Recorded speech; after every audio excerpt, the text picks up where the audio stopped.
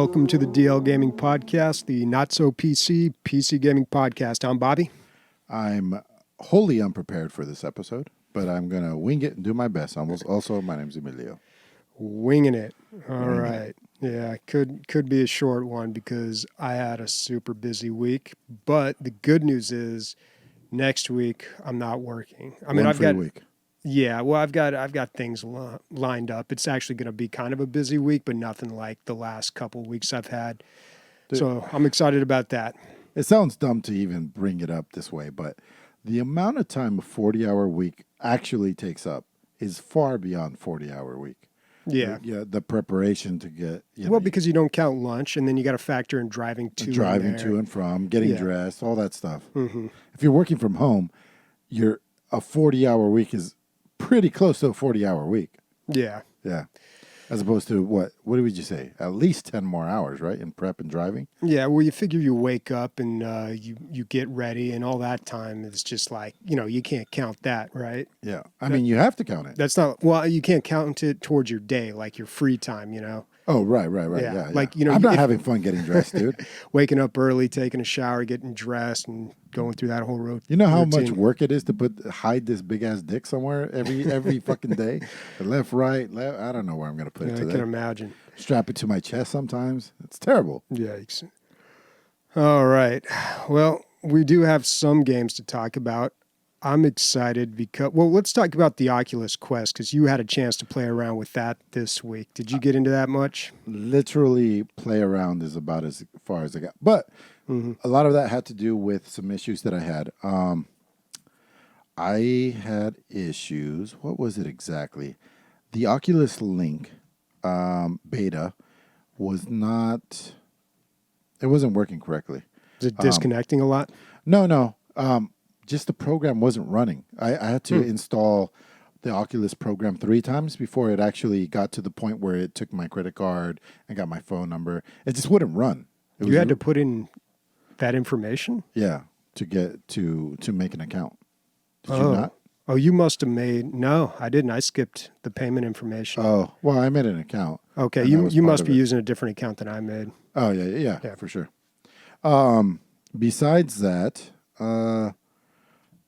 So I got to play one game on Steam VR, which was Portal Stories.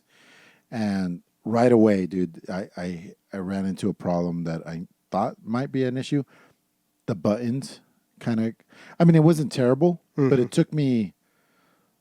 what I ended up having to do, it's the teleport button in Portal Stories. It ended up being the joystick pushing down on it. You know what I mean? Which is a hard button kind of to find, if you will. But in the other one, in the Vive, it was obvious what button it was. So there's a little bit of... Okay. I could see some games probably fucking that up way worse. You know what I mean?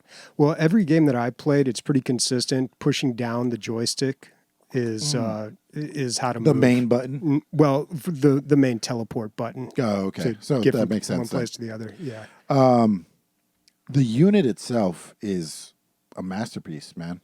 Like, I like the sound is incredible. Yeah, it's surprisingly good. There's nothing around your ears, and somehow it just bleeds right into your ear holes, and it sounds fantastic. Yeah, it feels like you're wearing headphones. But there's nothing even remotely near your ears. I don't even know where the speakers are, really. I'm guessing it's coming out of the unit, and it's shooting like past your ears. That's what I'm guessing. But it's magic. It's fairy magic, Bobby. That's what I looked it up and it said fairy magic. Besides that, it's lightweight. It's comfortable. It's super easy to adjust. I did not go into settings and do the pass-through, although I did see that's already set up. Oh, okay. What do you have to do? Double tap or something? You double tap. And it's kind of hard to do because you actually have to double tap on the Vive, not the strap on the side. Okay. So you got to do it kind of up here. No button. Just double tap. Oh, okay. Yeah. Okay. Besides that, Bobby, you were 100% right. I could not understand. Well, I gave it 2 minutes because it was at the very end of my time trying to figure out what's on board and what's off board. I don't know. Wait, what do you mean on board and off board? What's installed in the memory? Oh, yeah. As opposed it doesn't make any sense. It doesn't make any sense that I could figure out. Yeah, because it comes pre-installed with a couple of demos. There are a few things that I had installed, and there's no place to look at like, hey, just show me everything that I have installed on Yeah. here. It just shows you the store. There's a few other problems. The store within the unit, I would go to check things out, and it would say, this is for Rift and Rift S. And then Quest was not listed. And I was like, how is Beat Saber not on the Quest? It's got to be. It's got to be, right? Yeah. So I went on the actual website, and on the website it was. So what it means is the store or the app is not up to date with what's going on the website, which is crazy to me. Yeah, All that said, I feel like the UI is convoluted, and I mean, there's a lot of things you can do in VR. And granted, it's a new space, but again, just copy somebody who did it right. Like, it's just like, what the fuck am I doing here? I don't know what I was doing half the time. But when you do get it going, it's a pretty good experience. The resolution, you can definitely tell it's a couple steps down from where we were with the Vive. It's not as good, but that's why you're paying $400 and not $1,000. It's less than half the price. Yeah, it's less than half the price, and I would almost give that up just for the comfort alone. Not that super thick ass matrix cable coming out the back of your head. Yeah, that you get wrapped up in. You have this little tiny wire coming out. I have not looked into the Wi-Fi thing. I do want to check that out and see how that works. I thought the controllers were great. I thought it was hilarious that they run on a single A battery, like one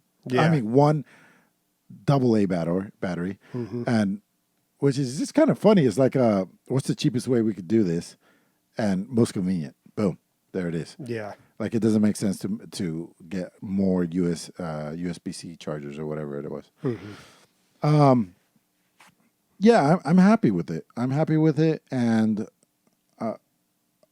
hopefully I get some more time next time it comes back to me, which is in about a week, and we'll see. We'll go from there. Yeah. I need to figure something out with the room scale options because it is not. I need more space to play games that require a lot of moving around. I noticed your area, because I put it on while you had it hooked up over there, and I noticed your area is not very big either. Yeah, it's pretty cramped, but I haven't tried to make space. Yeah, you got to clear some stuff out. I can you make do a have ton the of room. space. Yeah, it's kind of the same with me. I just need a longer cable. But as of right now, where I have it plugged, or where I would have it plugged in front of my computer, I can't really do the room scale games too well. What about doing the Wi-Fi thing? Yeah, I did that a shot. I read up on it a little bit, and some people were complaining about latency, and other people were saying like, "Oh, it's not really that big of an issue." And it depends on the game. Yeah, I'm sure it depends on the game, and honestly, I don't know if the latency would bug me that much. Depending on how bad it was. But yeah, I'd be willing to give that a shot. I just want something that's going to work and be consistent. Even when I was using the link, I did have some, a little jumping around here and there. Nothing to cry about. It works better in a well-lit room. So I don't know how well-lit the garage is out there. And it might have some trouble with that. I see. But I could tell, like, there were times when I played around with like the lights off, and it still did all right, but I could notice a difference. But the more light, the better. Apparently. I'm happy with that choice, dude. I'm happy with the ease of use, even though I had problems, and the portability. Yeah, if they, they're talking a lot about the new one coming out, the new version, and if they made it, they really don't need to improve upon much except the graphics. Yeah, like if they could bump up the graphics a little bit, I'd pay another $100 for like a little bit better graphics. I did start clicking around on some games, and I think for the most part, maybe you're looking at demos, because like Arizona Sunshine's 22 gigs. Oh, really? For the whole game? Yeah, a few other games were basically the first 4 things I clicked on were over 20 gigs. Wow. So, okay. Yeah. So I guess it depends. But that's when you're playing a game as opposed to an experience or a demo. You know what I mean? Yeah, that's probably why. I was blown away that Beat Saber was half a gig. I mean, for the demo or for the whole game? For the whole game. Wow. Yeah. Is it A just little over loading, half of a gig. does it have to load all that music? I guess music doesn't take up Yeah, much space. yeah. And then I started thinking about it. Really, what does it have to load? There's like 7 assets and Yeah. music, which isn't that big. Yeah. Ugh. All right. Well, I look forward to using that more. But this week, I finally got around to playing Humankind. Now, this was a game that was announced a while ago. It is not out yet. They had an open. They called it an open dev. I don't know what that means really. I guess it's like a beta, but I had to sign up for it through this website called Game Together. Game the number 2 together. Had to answer all these questions, like really go through a lot to get into this. And then even so, like weeks later, they emailed me back. The way they're doing this open dev or open beta, whatever you want to call it, is interesting. They're rolling it out in waves. So I think about a week ago, they released Scenario 1. And first of all, Humankind is a big game. It's like a Civ. It's basically a civilization game with a few twists and turns. The twist is you can change the course of history. You can make decisions, and that changes the progression and of your whatever culture you've chosen, and you can basically change history. But that's a huge game, and to bite off a little bit of that in a demo is difficult. How do you do a demo or an open beta and give people a good idea of what the game's going to be like? Now, the purpose probably isn't to let people know what the game's going to be like. It's probably more along the lines of they're looking for feedback and they're testing it. And they set that part up really well. That's why they set it up. That's why they said dev, because like this is going to aid us in our development. Yeah, you're part of the development process.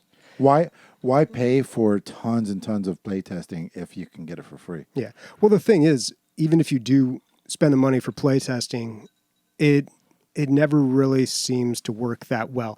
You know, we've seen plenty of games where they've tested it extensively and then they release it and everybody plays it and then all the problems come to the surface. Yeah. You know, it just happens. You aren't going to know it until you put it out there. But what they did that I really liked is when you load up the game, it's a video starts with one of the developers and he's just talking to you and explaining what this is. And then he says, stick around at the end so we can get your feedback. So you can load into 2 different scenarios now. The first one just focuses on exploration.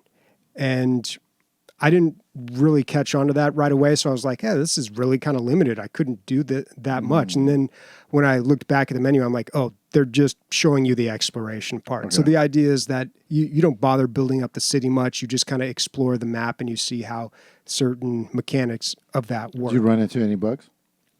No. It ran very smoothly. So that was all right. But, you know, it would have been nice to see a little bit more. Fortunately, just recently, they've released Scenario 2. And Scenario 2 focuses on combat. And it's not really the game itself, like, you know, build your civilization, build units, send them out. They set you up with like a little scenario. Like, this is what would happen if, you know, a battle went down like this. Here are your units, they're their units, go for it, you know? Yeah. So and they have 4 different ones.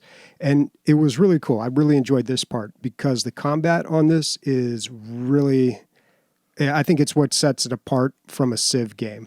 So Civ it's like complete simulation. You don't see any action. You don't see anything. It's just 2 cubes going up against each other, right? I'm having a hard time remembering what the combat in Civ 5 was like. I'm going off of guessing in a memory. I didn't play Civ 6. I played a lot of Civ 5. And if I remember takes your numbers and runs their numbers, and then whoever wins. Yeah, you just run them into it, and some of them fall down, and that's it. As opposed to a grand strategy game like a Total War game where you move your units over there, and then it zooms into a scenario, and you have your units over here, enemy units over there, and they, you know, you position them, and you move your troops, and you flank, and you know, you get to be play Napoleon basically. This game is kind of in the middle when it comes to combat, though. It's let me just make sure. I need to turn my headset up. It can't hear me, but this game's poop. No, but I have a terrible sense of smell, so. There's 3 dogs here today, so we'll see. But this game is kind of in the middle, maybe not in the middle, but it's somewhere in between like Civ 5 and a grand strategy game. I really like how they do combat here. So first of all, your army is condensed into one little unit that you can put on any hexagon. This is not a square grid map. This is actual hexagons. Can you split your tiny unit up? Yeah, you can split them up, but here's the thing. Like that's nothing new, right? Like all your troops, all the different kinds of troops are all represented by one unit on the map. Once you move into combat, it says, okay, you want to do this, and you click yes, and then there's a deployment phase. So you can say, I want my gunners to go over here. It doesn't zoom you into a scenario like Total War does. Right. You're on the same exact map, but all of a sudden you're using that map as a battleground. And so they go, then you go, then they go? Yeah, the enemy gets to deploy. I think it happens at the same time. So as the enemy's putting their troops in certain spots, you're putting your troops in certain spots. And there really is a lot of strategy to this. Love the combat. I keep saying that because I was so satisfied with it in all 4 scenarios that I played. The combat, so they set you up in one of these, the last one. You have about 350 units. The enemy has over 800. You're outnumbered 2-1, but it's actually not difficult to win if you use strategy and you play it smart. A lot of things come into advantage. Obviously, like if you're higher up, there may be an advantage and the enemy has a disadvantage when attacking you.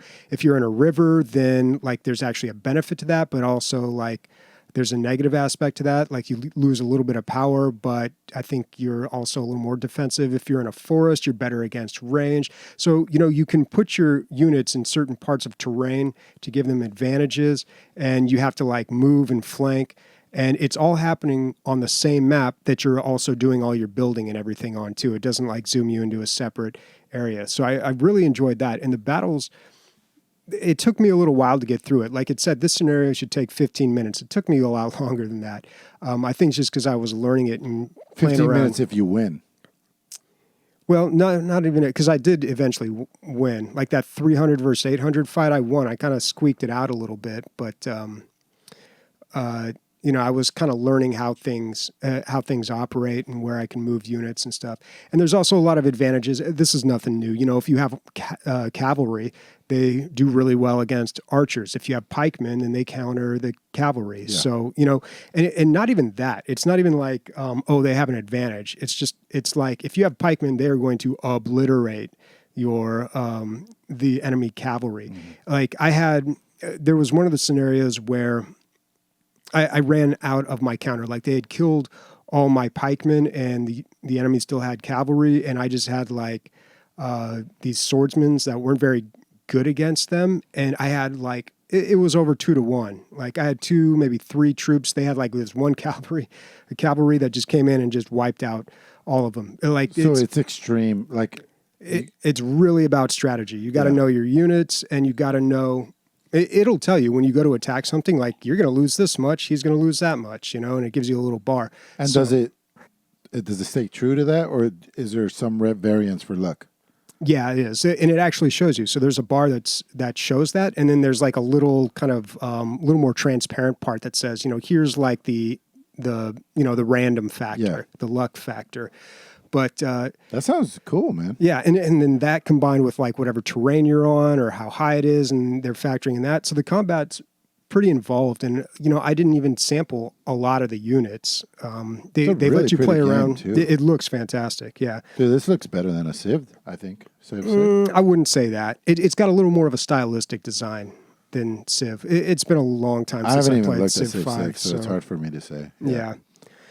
But it's got the same hexagonal type map.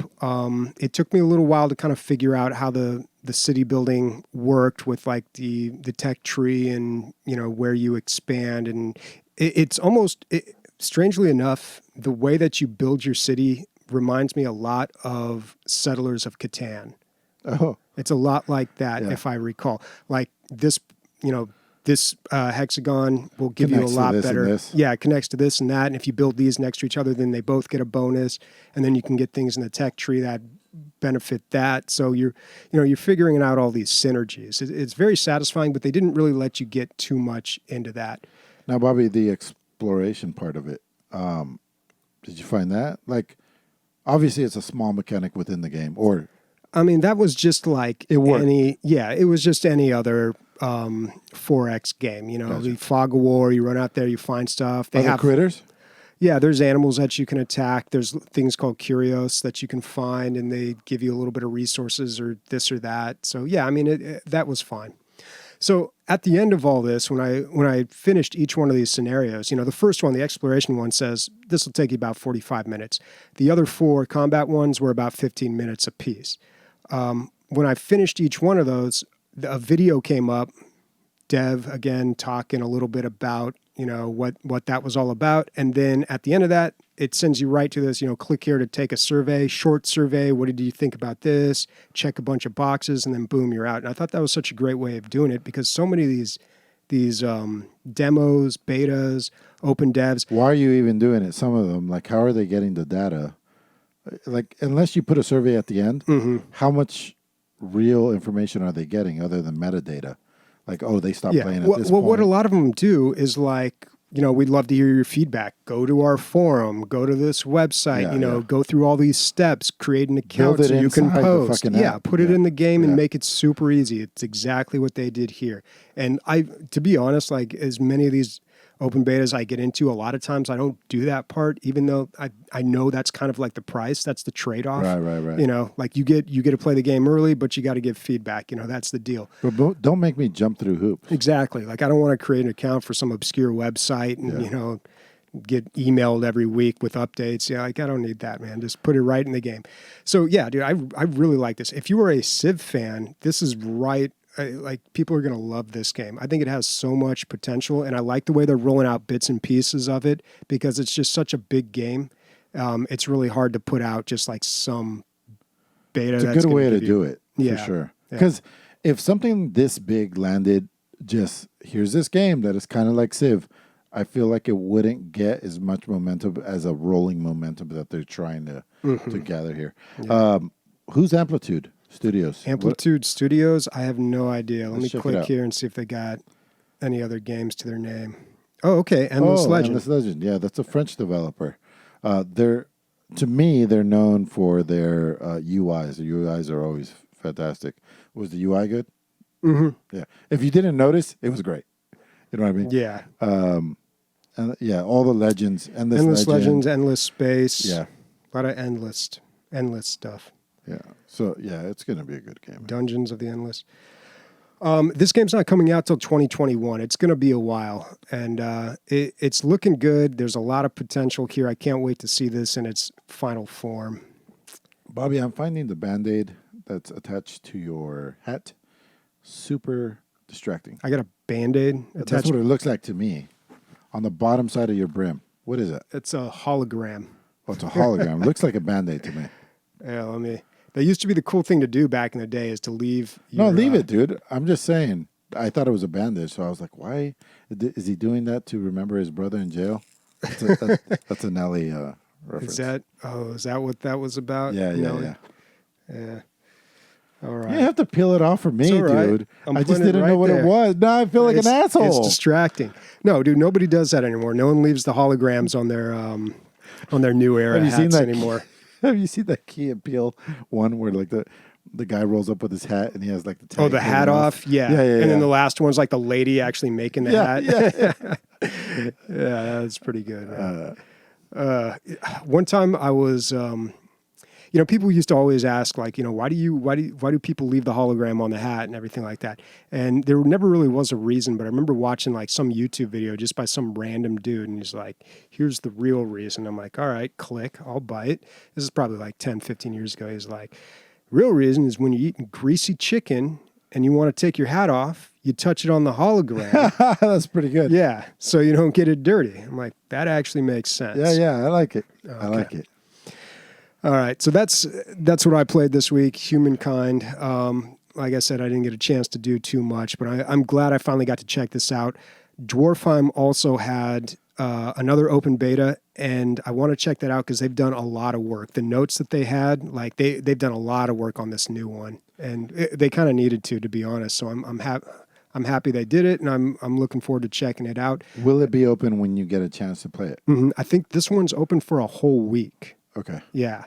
Let's hope. And they've included all sorts of things in it. Also, I want to mention this before I forget. August 13th, Epic Games, Remnant from the Ashes is free. Ooh. Yeah, August 13th, Epic Games. Hopefully there's fucking cross-platform. Yeah. I see this a lot, dude. Right before a big DLC is going to come out or something to that effect, like part 2 maybe or whatever it is, they'll give it away for free or a big discount trying to, and that's what's going on. That new DLC is about to come out. I'm sure I'm going to go ahead and guess it's going to have a hefty price tag, maybe $20, $30. And I'm going to pay it. Yeah. Yeah, they're probably trying to get more people just hooked on the game so they can move more copies of the DLC, because after a while, it just, you stop moving copies of this. I'm excited to check this out. Now, what I want to ask you is, should I bother with the campaign or should I just jump into the roguelike? Okay. No, it's totally rewarding. Okay. Like some sort of mix of Diablo and fucking Souls-like and just it's a fun game, man. It's just a fun game. Yeah, I know. You've been talking about it a lot. The style. And say what you want about Epic Games, but they got pretty good free games, man. Like, it's never. It's almost a slight. Yeah. Isn't it? Like, somebody brought it up right after. So they had their Steam Summer Sale 1 week after. It wasn't like the Steam sale ended and their stand. There was like a week space in there, and then they started their summer sale. And somebody on Discord was like, "Is it me or are these prices not that good?" And then somebody else was like, "I just go there, I get the free game, and I log out, and that's it." I have bought games there, very little though. I don't think I've ever bought one. I bought World War Z. Oh, you did? Oh, I got it for free. A year later, buddy. A year later. Yeah, you know what, though? I'll take it, man. Yeah. I'll take it. I had a good time with that game. Thank you, Recycled, 200 bits, man. Boom. And he just did 100 before this, too. Oh, I didn't see that. Yep. Oh, God, I forgot to reset the... Yep. We're going to have to scroll. Yeah. Did anybody see anything on the screen there, or do I need to reset that? All right, I'll just reset it. Yep. I'll get into Fall Guys Ultimate Knockout. A lot of people, there's an old saying, don't judge a book by its cover. Mm-hmm. You can 100% judge this book by its cover. Yeah. You know what, though, about that saying? That's kind of what the cover's there for, so you can judge it. To have a good that's the whole point of the cover. Like, I never understood that saying. It's like, don't judge a book by its cover. Well, what the fuck is it there for? Well, maybe they're really good at making covers and not that good at writing. Maybe. I guess it protects the pages too, but... Anyways, Pilaf coming through with some gifts, gift tiers, gift subs. Tier 1 subs. All right. To Snickersnee. Congrats. Snickersnee. Yeah, so it's exactly what it looks like. If you can see 10 seconds of footage of this game, that's what it is.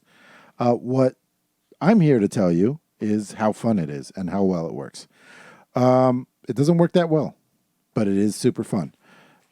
I would say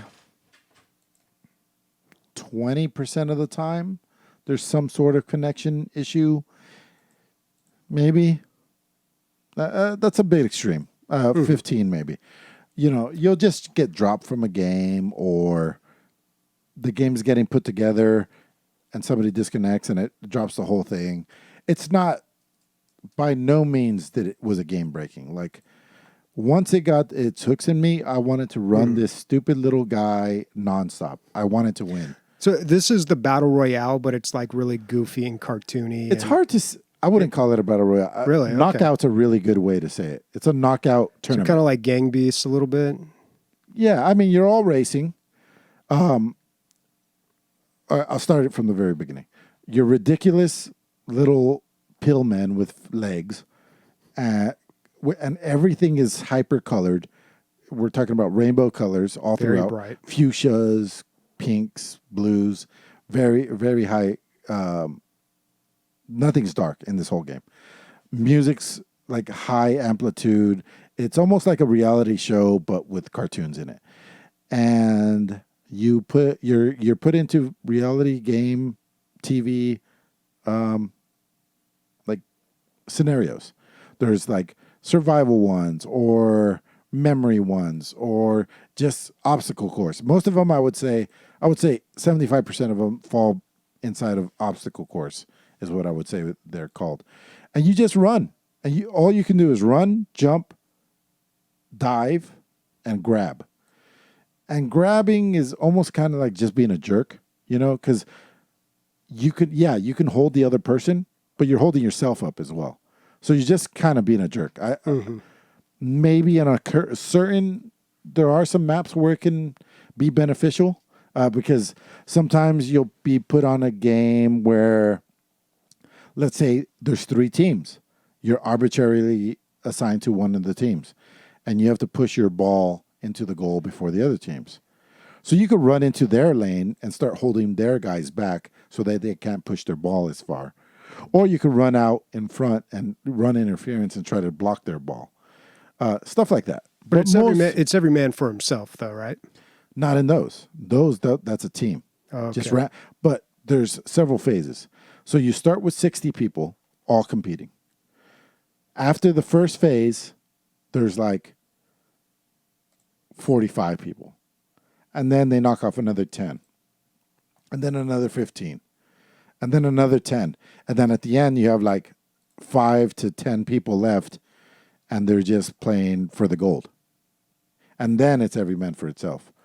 But on your quest to that last game, all kinds of shit could have happened. You could have been on team games. You could have been on individual games. You could have been playing freeze tag. It doesn't matter. There's all kinds of shit. It's all random. That make any sense? Yeah. It's like a game show with random games. When you go from event to event, do you stay on the same team or do they break up? Okay. Maybe you play no team, then you'll play a team game, and then you'll go back to no team, as long as you survive. And if people were going to complain, I guess the tryhards or like pro players are going to say, you don't have much say if you win in those team games. But whatever, man. You could just load it up again and just roll the dice. It's such a casual game that I don't give a shit about losing that much. Yeah. Now, if I get to that last phase, that 5th phase, and it's me and 7 other guys chasing over a tail that somebody has, yeah, I get pretty fucking invested at that point. But it's fun at every phase of the game. The first phase is really easy to get past to qualify. That's what it's calling. You qualify every point. Okay. The whole time you're playing, you're getting these points. You can buy suits with these points, cosmetic stuff, and that's what you want because everything's super cute and super awesome in this game. That's what it reminds me. The whole game is Everything is Awesome song from the Legos. That's what it is, the entire thing. It doesn't get old after a while? Nah. I mean, I've played probably 2 hours of it. Mila came in. She loved it right away. She started playing. Sam came in. It's a great family game. Even though you can't play co-op, just passing the controller and seeing how everybody else does, it's just a good pastime. That's what it is. It's a fantastic controller passing game, which you don't see those very often anymore. You know what I mean? Yeah. Okay. But I mean, for $20 though, it's like, that's pretty high for something that seems so trivial, but you're saying like you could get some, God, this must have sold a lot of copies. Whew. Yeah. All right. But you're saying you could get some life out of this game. No, for sure. All right. I mean, it's popular. I think I saw something like the servers crashed because there was 120,000 people trying to play. Yeah. I don't think there was ever a point that I was ever been bored. Yeah, today's peak, 115,000. Yeah. And real pick up and go, you drop in, drop out. Yeah, MP Love nailed it. It's MXC. Have you ever seen MXC, Bobby, on Spark Television? No. So maybe. It's like a Japanese game show where people dress up and do this, basically. Okay. But then MXC on Spike took that footage and then put announcers over it, American announcers, that were just over the top and making fun of them the whole time. Mm-hmm. Can we roll some of that beautiful bean footage? Let me see. Can we find some? MXC. American television program. Okay. There it is. Here we go. Extreme Elimination Challenge. Yeah. So they would voice over this ridiculous game show. Okay. Oh, yeah, I've seen Yeah, this. yeah, yeah. Yeah, this was always running on Spike TV. It's kind of like Ninja Warrior, but not really. Yeah, because you do it in groups, kind of like this game that we're playing. So yeah, there it is. So if you ever watch MXC and you wanted to play it, And dude, Spike TV, they really were hitting their stride in the mid 2000s, man. I wonder what happened. They had the video game awards. They had like all this craziness. That one was like where you wear a Velcro suit and you fling yourself at a thing to see how far on the wall you can stick yourself. Oh my God, these guys are just loving it too. Yeah. It's hilarious. The voiceovers were amazing. Is Fall Guys on console? I wonder if this has cross-platform. What did I do today? I could have sworn I saw it on Switch, but I'm not 100% sure. They got a notice up on their Steam page. We underestimated the number of jelly beans in the jar. We're working hard to increase server capacity, but please be aware that matchmaking may be up and down during the launch window. I'm a huge fan, man. I'd say it's over $20, and that's a steep price for a game that looks so casual. It is casual, and that's part of the appeal, man. Like I don't care if I lose until I get that fifth round. Then fucking the gloves are off. The jelly bean gloves are off, my friend. Seems like a good streaming game too. Yeah, for sure. There's one that's just like Rocket League, where like you're on a team and you have to just push these giant soccer balls in the other direction. That's a lot of fun. This one right here, where there's a bunch of hexagons. They disappear if you touch them for 1 second. But there's like 15 levels of this, right? So you have to like try to stay on top of the level that you're on as long as possible by running on hexagons that are together. And then you're watching other people fall. That was probably my favorite one. I got to that one last. I don't know. It's a really fun game. I really want to. I don't know how many people. The only multiplayer thing that I've seen is that you can invite friends. I don't know what that limit is. I don't know how big of a game night we can make out of this. Hopefully infinite, or up to 660, which is tops. Yeah. You're playing this with a controller, I assume? Yeah. You can buy. It's all about cosmetics, man. You want to look like that giant guy made look like a taco. You know, you want that. You want that. Is there a victory screen where you can really show it off? Or something? If you win, everybody's got to look at you. Everybody's got to look at you. So Sniper's saying there's a limit for 4 per group. Oh, so that's you can group unfortunate. Up with 4 people. But at the moment, is this an early access or is this full release? I believe it's full release. Yeah. But a game like this, I feel like if 2 groups of 4 loaded up at the same time, I feel like you'd get in it. You know what I mean? Mm-hmm. But who knows? Yeah. All right. Yeah, and it's a thumbs up for me. The cool part about this is they can keep adding more content pretty easily. Yeah. Just throw in more mini games. They've even got. Is that DLC? Is that just a soundtrack or something? No, that's mostly cosmetics. Okay. Like the awesome ones, like fast food combo pack, costume pack. Yeah. They got a slice of pizza. Look at those guys; they look so awesome. Not seeing pizza. Oh, dude, what do I got to do to get that fucking go down? That Gordon Freeman one. What do I got to do? What do I have to do? Oh, wow. Look at that. He's got a head crab on. Oh, exclusive costume, Gordon Freeman head crab variant. I have not seen that guy at all. So maybe a lot of people didn't pre-purchase. Oh, damn, that's awesome. Had to pre-purchase for that one. So good. Shit. That's tough. Yeah. Well, that's good, man. I'm glad that game's doing good. Yeah. I think it's going to be around for a while. Yeah. All right. Well, that's all we got for this week. So let's talk about some games that are on the radar, games that have come to our attention recently. And because we've got VR, we've got a lot of people suggesting games here. Oh, I saw this on the store. Yeah, this one was recommended by Girotrom, I believe. I know he plays a lot of VR.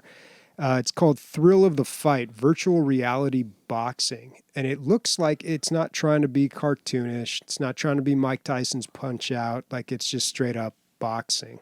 You're saying Mike Tyson's Punch-Out was not a simulation? Is that what you're saying? You know what's crazy about Mike Tyson's Punch-Out is it's straight up pattern recognition. That's all it is. You learn the pattern for each of the guys, and then the game's super easy. Yeah. And the more difficult the guys become, the longer their patterns are, except for some of them. King Hippo is pretty easy. But Mike Tyson, the end boss, like his is pretty long. The margin for error for him is Yeah. none. Yeah, it's a little tighter window there. Yeah. But yeah, and they were talking about, some people in chat were talking about how this game is really one of the, it's a workout. Some of these VR games, you really, really get a workout, and this is one of them. And it looks like they're really trying to mimic boxing, and it's got good reviews, 95%. That's pretty good. Hollow Point says this game is a straight up workout. I highly recommend this game. So I can lose some pounds, man. Maybe I gotta start playing this thing. But I can't get it all super sweaty. I'm already gonna get the thing full of cum, dude. I can't get it all sweaty too, and then give it back to you. That's unfortunate, right? Well, this game's only $10. Ooh, that's pretty good. I like that. But see, you need some room for a game like this. I wonder how much that is on the Oculus store. I kind of feel like the prices are a little inflated on the Oculus store. Yeah, you're paying a little extra for that. Yeah. Top review is, I accidentally uppercutted my TV. Yep. That's what I'm afraid of. Dude, there is some gold in Steam reviews, dude. I have read some like straight just comedy bits that are hilarious. I don't know how helpful they are, but it's just good shit. Eye of the Tiger, Thrill of the Fight. Yeah, this one looks good. And $10, that's not bad. This looks worth checking out. You know the worst thing about... So I can work a speed bag there. The worst thing about this week, Bobby, was that I actually didn't work today, which usually takes up, obviously, 10 hours on a Sunday. Yeah. Oh, you didn't? Well, it was my own error. I schedule Sundays. Well, I schedule every day, but I overscheduled for Sunday, and then I realized it at like 10, 11 o'clock, and I was like, I don't want to get up at 4 a.m. anyway. Like, I'll just let them have it, the guys that I told. So I took it off, thinking I was going to have all this time. No. Although, most of that was, dude, I could not get that link to work, man. But finally I did.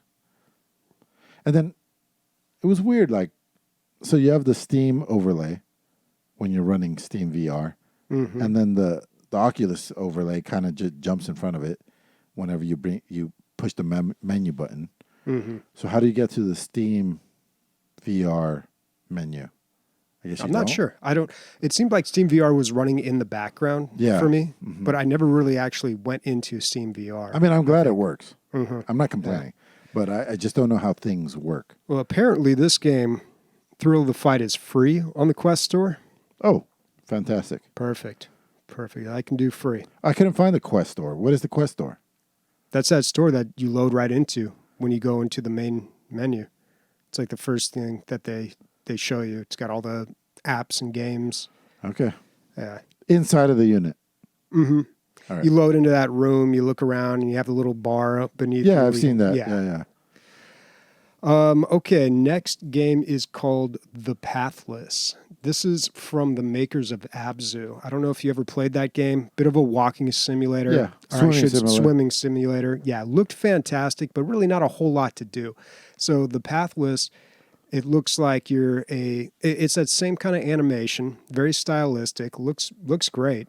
But you have an eagle and you're some kind of hunter, and it looks like there's a little more of a game to it. It's not just you're walking around and looking at all the pretty sights. Like you're actually doing stuff. Not sure how interactive it is, but I'm kind of interested in it just based off of the makers of Abzu. Yeah. Looks like it's going to be an Epic Store exclusive. No release date yet that I know of. No price tag yet. For me, I mean, I prefer these graphics over Abzu for sure. Abzu was Abzu was a little more blocky. Yeah, blocky. Yeah. This is like smoothed out, cell shaded, I would say. Very stylized though. Looks cool. Yep. Looks like you're running through the forest with your eagle pal. Encountering some giant fire dragons or something. Flying with your eagle. As one does. Yep. Looks good. It does look good. All right. This next game, Necromunda Underhive Wars.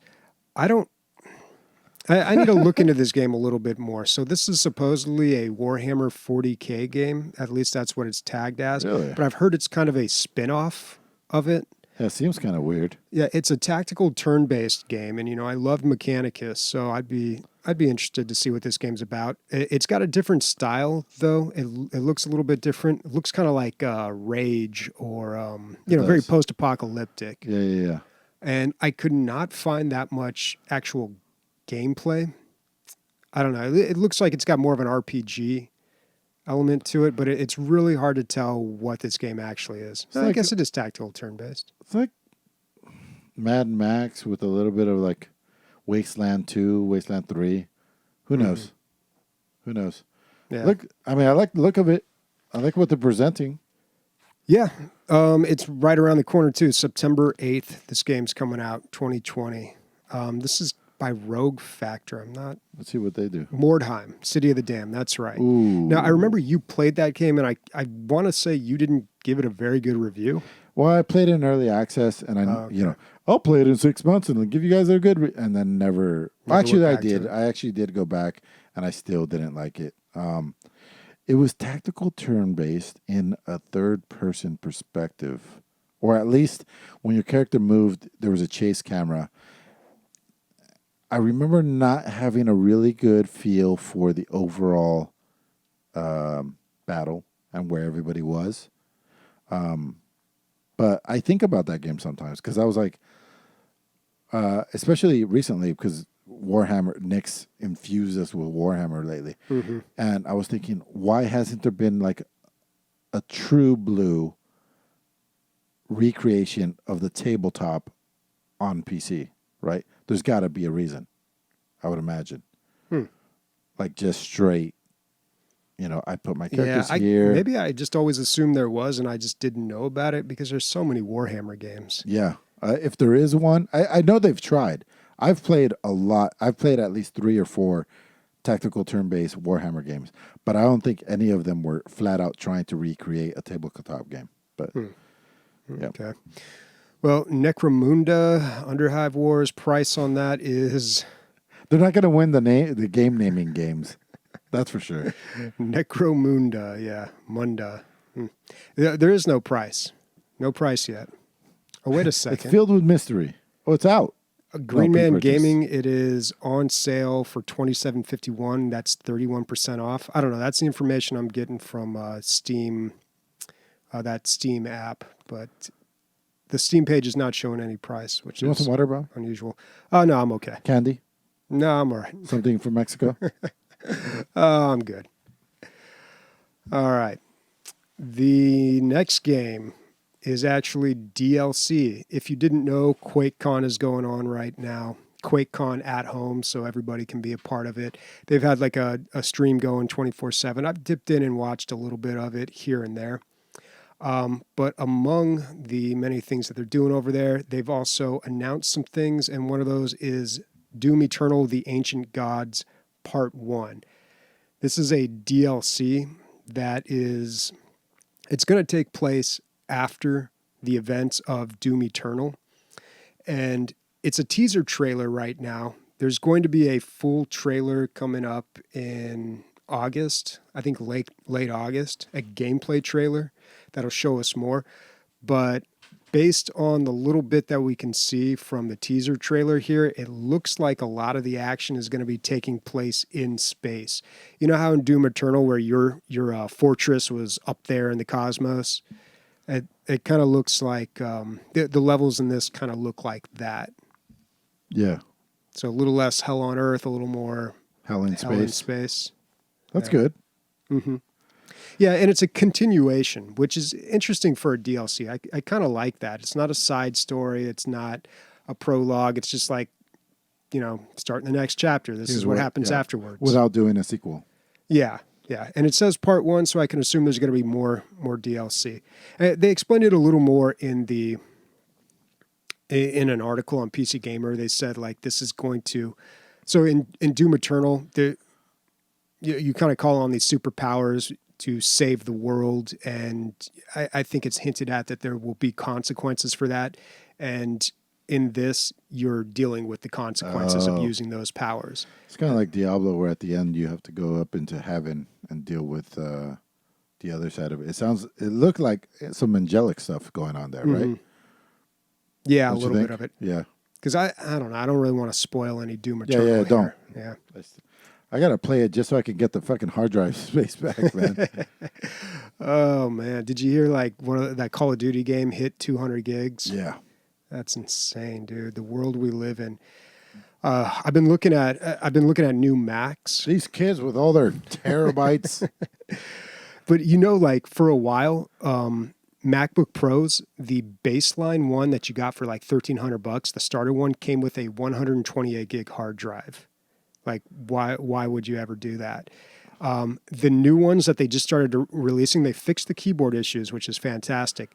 But they also upped the minimum hard drive to 256 gigs, which is still like, I don't know. If it's a Mac, you're probably using it not for gaming, for other stuff. But still, like video editing, I need at least a 500 gig hard drive. But I may have to buy my own Mac. It's... I don't want to say it's going to happen, but it's highly likely I'm going to be changing positions at work. So, you want to talk a little more about that? Or off air. Yeah, I don't know. Maybe like not even off air. Go fuck yourself. We'll see what happens, but it'd be a good thing. But on the other hand, like my MacBook is through work, so gotcha. I'd have to give that up and buy my own. But it would be a nice time to upgrade, dude. My MacBook's 5 years old now. Like, it's getting there. Totally missed what Sniper just... Yeah, me too. Just typed. He thinks we're reading savants. All right. That's it for On the Radar.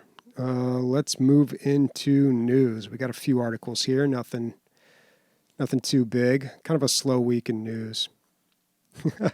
We got some reactions to me owning a Mac in chat there. I got a PC too, guys. I mean, I'm not picking sides here. I like my MacBook though. I mean, I prefer Final Cut Pro than over Adobe, even though I use both. And through work, I have like the whole Creative Cloud suite. So I do use a lot of like After Effects and Premiere and a ton of Photoshop. But I like Final Cut Pro, man. I'm so much faster on it. What do you teach on? On a Mac, on my MacBook. Yeah. All right. Why did that link come up? Okay, I clicked the wrong thing. All right. First article is from VGN. It says Dungeons and Dragons fans call for a removal of the term race from the game. I don't think it's the Dungeons and Dragons fans that are doing that. But yeah, sure, whatever. It's all semantics. It doesn't really matter. Well, I guess they're species, right? It would make more sense. Technically, yeah. And that's the word that they were throwing around, but they said it sounded a little too sciencey. So I don't know. I could see that argument, but I do kind of like species better. They also talked about some other options. I like kin, folklore. Kin. What are some other ones? They had some good ones in here. Yeah, kin, folk, lineage, ancestry. There's a lot of options there. I don't know D&D well enough to know like who cares? What the big deal is. Yeah, there is no big deal, dude. It's a very vocal minority. Yeah. All right. Cool. Next article. Necromunda is not a Warhammer 40K game. It is made by Games Workshop, who makes Warhammer 40K. So there it is. Okay. He also says no D&D players are asking for that. I mean, it was like a tweet, and it had, I don't know, like 1,000 or 2 likes. So, yeah. But I don't know if that's a lot for them or not. Yeah. Okay, this article, I'll read the headline, but there's a little bit of a backstory. Trump's Tencent ban won't impact League of Legends, Fortnite, or Valorant. So you may have heard this week that Trump was trying to sign this thing. Look at that picture, dude. Every picture of him is just like, every time they put a picture of him in a news article, it's like, that's the one you're going with? I can't even look at that, dude. He looks like a tentacle, dude. Or like the Sashi Cup on a tentacle. So he signed this executive order. They're trying to I can't even look at that. no, I gotta scroll down. So they're trying to Remove TikTok. block TikTok and WeChat for security purposes, national security. Because I didn't those even are know owned- WeChat was here. Yeah, I don't know how much that's used. Yeah, but it is. It's supposedly like a security threat, and Microsoft even tried to buy it. I think they were actually trying to buy TikTok and WeChat, but I don't think that went through. So it's just being banned, and a lot of people were concerned that it's Tencent. Tencent is involved in all these companies, right? Like Right. Epic Games, Riot, like all these companies. And Tencent is a government-sponsored company too. So, whatever the Chinese government wants to do will influence what Tencent does. You know what I mean? Mm-hmm. So if they wanted to gather information, they could. Yeah. They probably are. Yeah, but you know what was interesting to me about this whole snafu was that imagine if it did affect Tencent's games. Like, how many games would that affect? The biggest games out there. Like, that's crazy. And it just shows you how involved they are. Like how reliant we are on Tencent, I guess, is what I'm trying to say, for Well- these huge games that everyone plays. I mean, Relied on China for a lot of things, dude. Mhm. They make all of our stuff. Remember when we were like, hey, we need masks. Where do we get masks? We need insulin. We need medicine because the shit's going down and we get it all from China. And we're like, okay, maybe we should make our own shit in case, anything goes down. America, let's build stuff again. It sounds like a car commercial. Yeah. I don't know. That's nuts. I remember us playing Smite like 7 or 8 years Yeah. ago, and Tencent was purchasing part of Hi-Res or somehow getting involved, and they were moving it over there. And That was the first one I ever remember, dude. that was like the first time I ever really noticed Tencent. And before. the Chinese, what do they call their factions? They're in Smite. The gods? Pantheons. Oh, the pantheons, yeah. Yeah, the Chinese pantheon had to be redone completely to appease their new overlords Yeah. or business partners. Sorry. Yeah, they had to fix Guan Yu. Yeah, Yeah, I don't know. Yeah, but everything else about this article, I really don't care, man. TikTok, WeChat, whatever, dude. I don't really use any of that. And we'll find some other stupid app to play with, well, most people have said that TikTok is. I mean, all the experts have said it's basically just a spying app, wrapped up in a social media app. Mm-hmm. So Yeah, a lot of that stuff is. yeah. Yep, I don't know what useful information they're getting out of us, though, because every TikTok I've seen has been pretty useless. Except for snipers, who does a good amount of them. Thank you. Are those TikToks or those? Those are TikToks. I don't know the difference. I thought those were tweets. All right, that's it for news. Time for listener questions. We've got a handful of these, so let's get into it. Is Bobby 10,000 years old? Yes, man, I am. At least.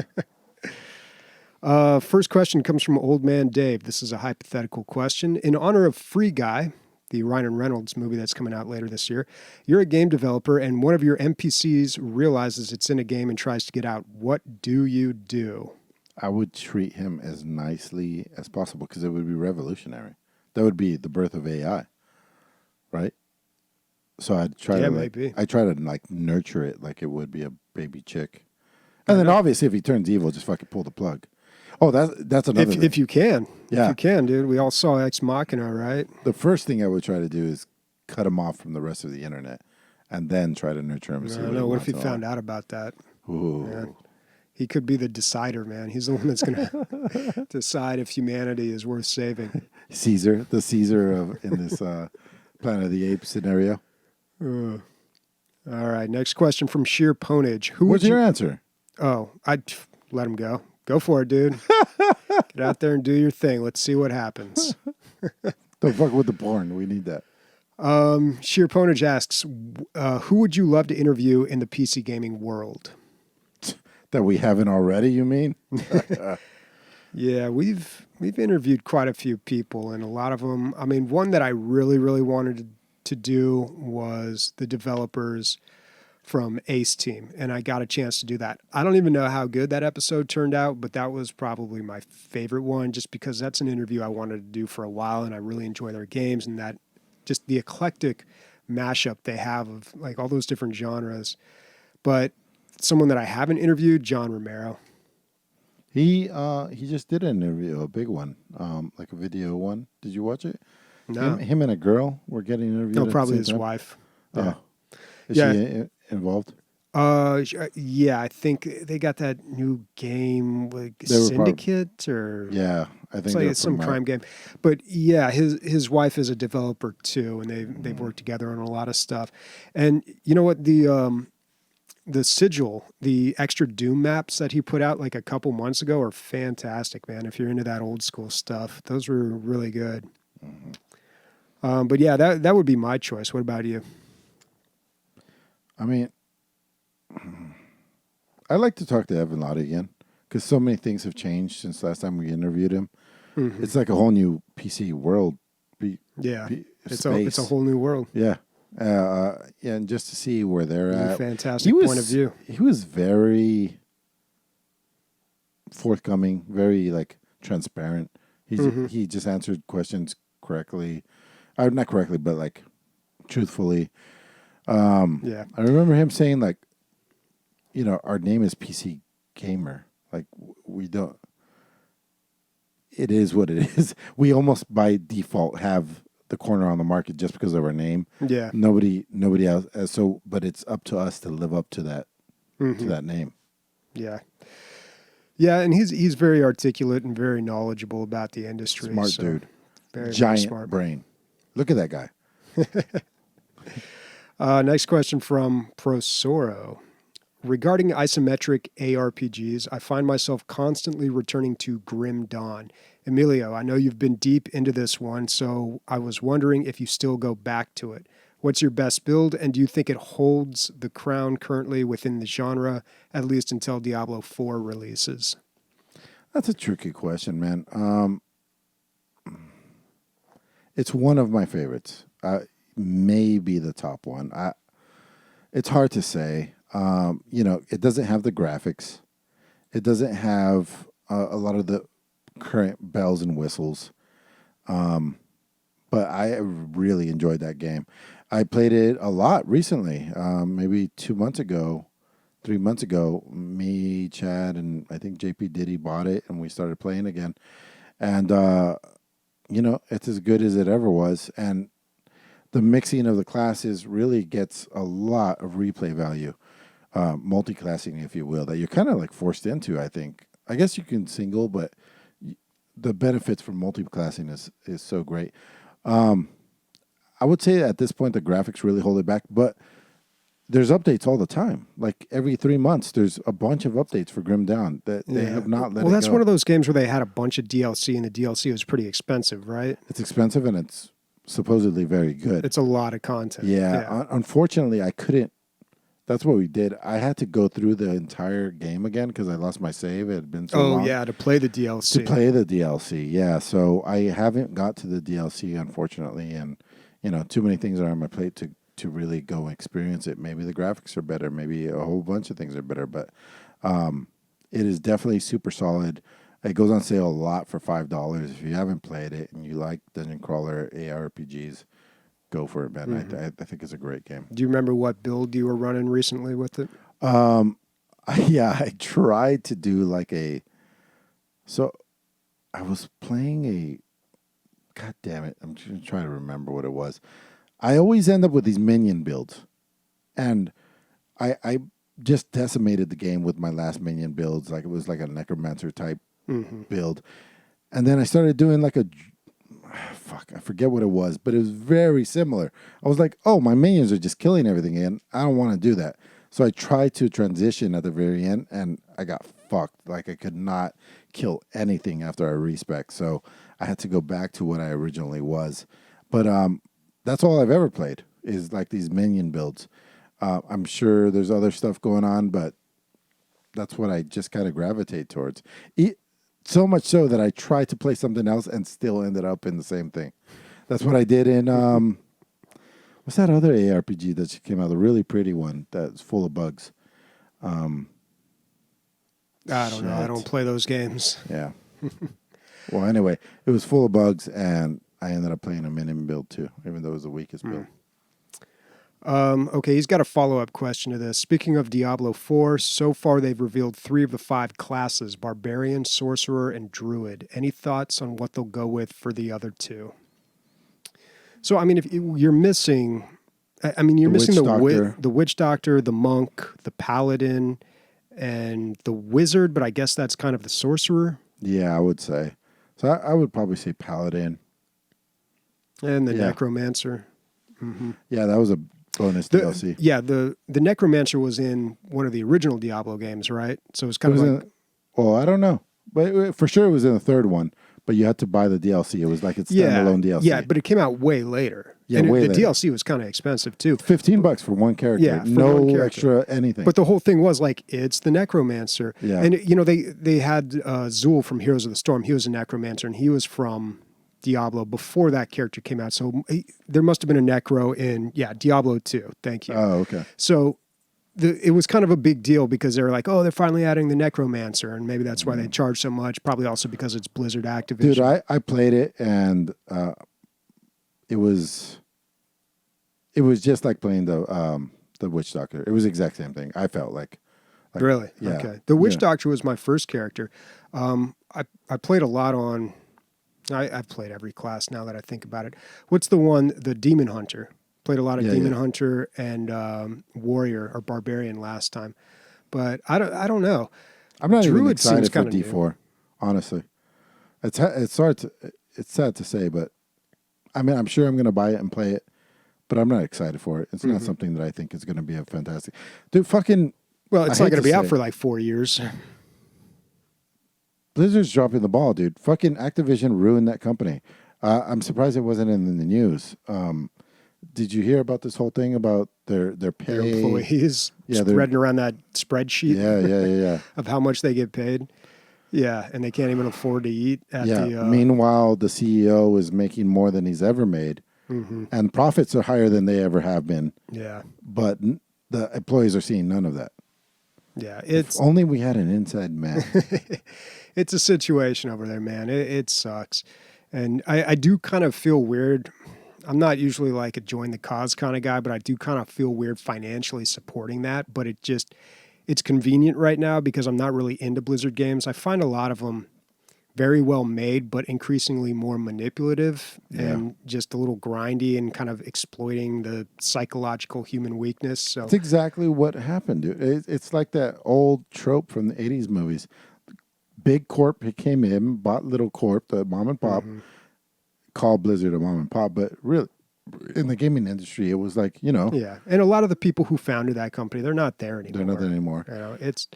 All the love is gone, Bobby. Yeah. It sucked it out of the world. It's a soulless big business now. It's what it is, man. Yeah, and you know what? Diablo games aren't really my kind of thing anyway, so I'm not too excited about it. But I will say this: I would like them to try something new. Don't just fall back on the old characters. Like we played the Witch Doctor, we played the Barbarian. We've been doing that since like Diablo 1. Come up with something new. The Druid, I don't know what that is. That kind of sounds cool. Give us the RoboCop. We can get a RoboCop. There we go. Some sort of robot. Yeah. All right. Next question is from Omerta. Have you ever had a specific game or maybe type of game that burned you out of video games? For instance, I am loving Dark Souls, but I found this last couple of weeks I had no desire to play any games. The last DLC boss is kicking my ass. Well, dude, fatigue is all encompassing. If you get tired of fucking, you're going to be too tired to play soccer or whatever it is. Like if you get burnt out on something so hard, it's hard to even transition to anything else. Like, take it easy, man. Take a nap. Try the next day. Well, I think don't get super frustrated. Don't bury yourself in a huge hole because you can't beat this one boss. Take a couple days off. Take 3, 4, 5 days off. Play something else. Play a different genre. Come back later. I've always found that like if I'm in a puzzle game and I can't figure something out, or there's a puzzle within a game I can't figure out, I'll take a nap, go to sleep, wake up, Yeah. and my subconscious has been working on it. Definitely a puzzle game because you need to come back and look at it with fresh eyes. Yeah. Like I've been stuck on a puzzle problem, walked away, came back the next day, and it's just clear as day what the answer is. Yep. I don't know if I've ever really had the problem he's talking about because Dark Souls is a difficult game, and You never fuck so much you couldn't play soccer, dude. Fucking up, Bobby. You're fucking up. but I have played games like I was talking about earlier, Blizzard games especially, where just really grindy and just, spend hours and hours playing that game. And those are the times that I've really gotten burnt out on gaming. Like whenever I came down off of like an addiction to like Diablo or WoW or Heroes of the Storm, those are always the moments where I was just like, I could totally just leave gaming right now. Man. Like I just need a break from gaming. Just, you binge too hard on it. Yep. So I don't know, man. Play those indies. All right. Next question from Warconius. Any games from the past that you've enjoyed, but there's no way they would make it now because of the content? I mean, I thought Even that. Splatter. Like, first thing that came to mind was Splatterhouse, but that would make it. Like you can make a it's just super gory gore. game. Yeah, they do it all the time. The first game that came to mind was Leisure Suit Larry, but they made a new one back in 2018. It did pretty well, and I haven't played it. I really want to check it out. But everyone was kind of like, really? Leisure Suit Larry? And, in the middle of the Me Too movement? Like, that's kind of awkward. But they pulled it off, apparently. Like, it wasn't bad, and it was actually a pretty good game. Like, it wasn't offensive, I should say, and it was a pretty good game. Not only that, but I didn't put this in on the radar, but they announced they're going to be making a sequel to that. Wet Dreams Don't Dry Twice. I don't know, man. It's, some sex pun. I forgot. So I remember you covering the game, but did you play it? No. Okay. But you wanted to. I remember saying that. Yeah. I played all the Leisure Suit Larrys. I even played Magna Cum Laude, the worst one of all. Oh, that's the one I thought that you were talking about. There was an even. No, there's one in 2018. Okay. Yeah, it was by some German developers. And like I said, it got pretty good reviews, and it wasn't like problematic. So yeah. What was it called? It was called Wet Dreams. Okay, this is the new one. Wet Dreams Dry Twice.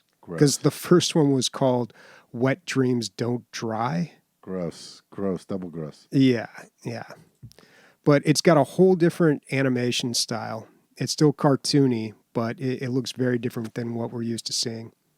That's interesting. Ha! It's a cock tower. Is that a rocket? I said cock, not clock. Cock tower. Oh no, it's not a rocket or a spaceship. Have you seen? It's a cock tower. I just said it 3 times in a row. I don't know. It looks like it's gonna take off. Most cocks There's like a sprinkler at the top too, man. Yeah. And Magna Cum Laude, like I actually like that game, and I don't know why. I think it's because I played it when it came out, and it's not a very good game. And I went back to play it again, and I still like enjoyed it, even though I could recognize this isn't a good game. And then I messed up my save, and that's when I gave up on it. Well, it's kind of like those fucking nerds movies or fucking Animal House. They're not Revenge good of the movies. Nerds. Yeah, but you couldn't they're remake, enjoyable. Yeah, you couldn't remake those. Yeah, those ones. You go back and you watch them in context. I mean, we all forget that there was a rape in Revenge of the Nerds. Yeah. Warconius, like I don't know what couldn't be remade. Or I think things are coming out now that couldn't be done back then, like Agony. Well, yeah, the thing about video games is, I don't want to say it gets a pass, but I don't know. You can get away with a lot more on video games. Grand radar. People make all sorts of like super offensive stuff on video games, but unless it's like a big AAA game, nobody really cares. Like there are so many offensive games that are being made, but nobody cares because they're, 1, really shitty games, and 2, just nobody plays them enough to like really get into shooter game. Yeah, like the school shooter game. That one came out like Hatred 8 years ago, 7 years ago, or whatever. Anyway. Yeah, there's a couple of them. It would, if you brought it out today, it would probably do the same as it did last even night. Postal, man. I mean, they're still making some of those games, I think. And those are designed to be offensive. But people kind of know, like, okay, this is designed to be offensive. They play it, and if, like, you're into that, okay, cool. But everybody always agrees, like, this is just actually a really shitty game. It's not fun to play. Right. You know, people care more about, apparently, The Last of Us Part 2 and, you know, different things about that. Like it's really the big AAA games that get that kind of attention. Bobby, any fucking wanting to play Horizon Zero Dawn? Has it even popped on your radar? No. In fact, I keep forgetting what that game is. It was pretty popular on PlayStation. Chad liked it so much, he did nothing but play it for 3 days straight. Like, I think he called in sick from work. And he beat it in like 3 days or 4 days. And then he completed it, like completionist. It's kind of like an adventure game, 3D. Okay, third open person. world RPG. Yeah, and you go down. There's some crazy ass story too. I guess there was some sort of like, I don't want to ruin it for people who haven't played it. Never mind. But there's robot versions of all the animals, and you have to go and hunt them down. Okay. Anyway, Mixed reviews. What's up with that? I don't know. 61%. It had done really well, I thought, like on Metacritic. Know, man. Maybe it's probably a port problem. Yeah, terrible PC port. There you go. Wait for patch. Crashes. Yeah, so just technical issues. That's too bad. We got to work on that, man. I know Steam has done a few things on that, but like, people are doing it, man. People are doing it right. The Resident Evil games. There's plenty of examples of ports done. Oh, right. Yeah. I wasn't talking about ports being done right. Okay. I was more talking about like the technical issue reviews. Oh. Maybe it's hard. Yeah. It's weird. Yes. What am I looking for? Should I buy this game? I can't run the game? Thank you for letting me know. Should that affect its overall score? I don't know how to work it out. It's tough because you don't really have that problem in other mediums, you know. Yeah, like if the projector goes out, you don't say, "Oh, this movie's terrible." Yeah. You know. Yeah. I don't know how you do that. Citizen Kane, I went to go see it, and the theater was on fire. 0 stars. 0 stars. Oh, man. All right. That's it for listener questions. What are we playing next week? My contacts have completely dried out. I'm seeing, it's like there's a cloud in this room, dude. I don't know what's going on. Shit, man. I wanted to keep up my thing going on, so I'm going to try to play Kingdom Come. Do you want to hang on to the VR? No, you take it. Okay. All right. I'll take it because I got this week off, and then I'm going to be busy again. So this is probably a good week for me to have it. This is what's going on at work. So we're getting towards the end. We're almost done with this gigantic thing. By almost, I'm talking about 2-3 months. The last year, and they're just pushing. Everybody's working 50, 60, 70 hours. And that's where we're at right now. Wow, so just crunch. Yep. Oh, man. So I'll check out some more VR. I'm going to check out Thrill of the Fight if that's free on the Quest Store. 100% checking that out. I'm excited to see what you think about Revenant.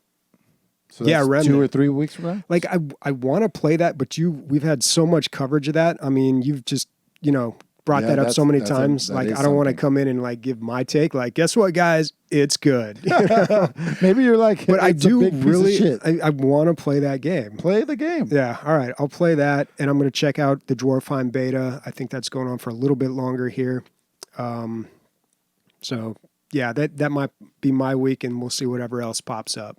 By the way, Bobby, remember every time Bobby says he doesn't have enough time, remember he watches a movie a night.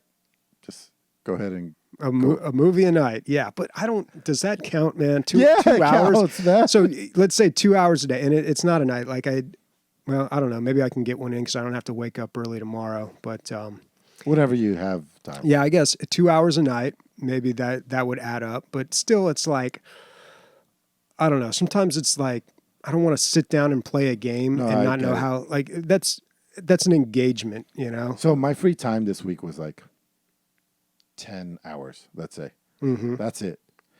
I'm going to go ahead and say here, I watched an entire season of Alone, which I'm addicted to right now. I watched it pretty much almost the whole season in one day. And that was like Saturday. And dude, I just didn't have the energy to go and sit at a computer. I wanted to lay down and just veg and barely Oh man, and take deep breaths before I push fast forward. You know what I mean? Like, too tired to game. yeah, I That's was definitely worn out. tired, man. Yeah. It's like that one time I got super sick. The only time we've ever missed a week doing this show when I got super sick. Yeah. I was so sick I couldn't even play video games, man. That's Yeah. like never happened to me. Yeah. Like I can usually muster the strength to get up in front of the computer, but not that time. And that's how I knew it was serious. I'll bring it up again. Nobody's really even got back to me. I'm totally open to opening the podcast to more topics. I want to know what people think, especially the patrons. See about like listening to what I watched, what movies Bobby watched that week, what positions we tried that week. Just whatever comes up. Just Anyway, whatever. speaking for Bobby and myself, shit, I don't know. B movie titties, everybody. I thought it was going to be Horizon for sure. I thought you were going to look at the screen and say Horizon.